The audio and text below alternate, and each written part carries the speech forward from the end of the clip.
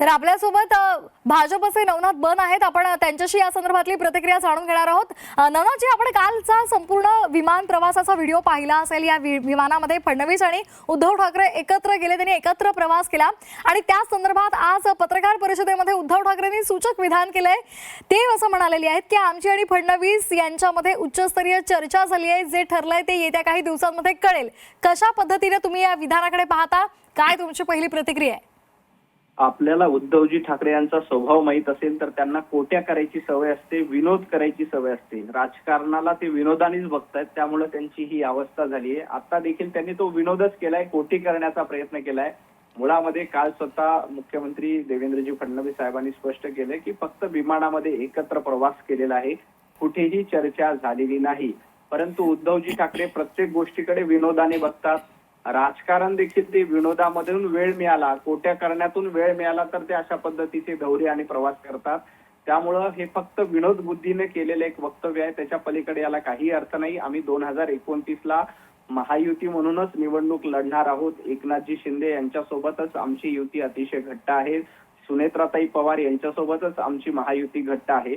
त्यामुळे कुठेही तूर्त तरी उद्धवजी ठाकरे किंवा इतर कुणाला महायुतीमध्ये येण्याचा प्रश्नच नाही. आणि कालच्या विमान प्रवासाचा मुद्दा बघितला, अनेक प्रवासी तिथे होते. आपल्या सर्वांना कल्पना आहे की ते काही चार्टर्ड फ्लाईट नव्हतं, ते पॅसेंजर फ्लाईट होतं.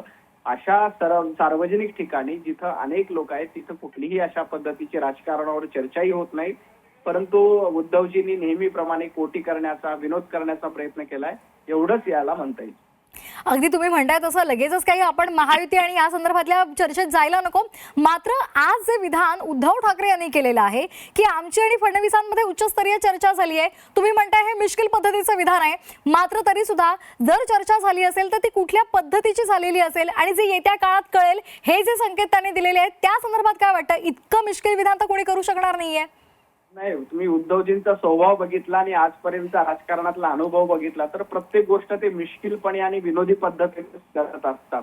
त्या राजकारणाकडे बघण्याचा दृष्टिकोन हा मिश्किलच असतो. त्यामुळे याच्यात कुठेही उच्चस्तरीय चर्चा झालेली नाही. कारण ही पॅसेंजर फ्लाईट होती. मी पुन्हा पुन्हा सांगतो की ही पॅसेंजर फ्लाईट होती.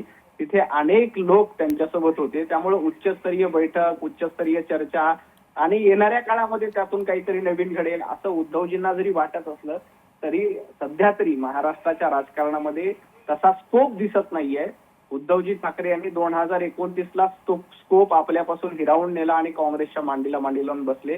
त्यामुळे 2029 पर्यंत तरी भारतीय जनता पार्टी एकनाथजी शिंदेसोबत आहे.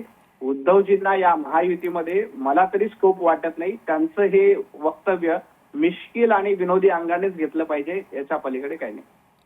धन्यवाद नवनाथजी, आपण दिलेल्या प्रतिक्रियेसाठी. उद्धव ठाकरे यांनी आज पत्रकार परिषदेमध्ये एक महत्त्वाचं विधान केलेलं आहे, खरं तर सूचक विधान म्हणावं लागेल.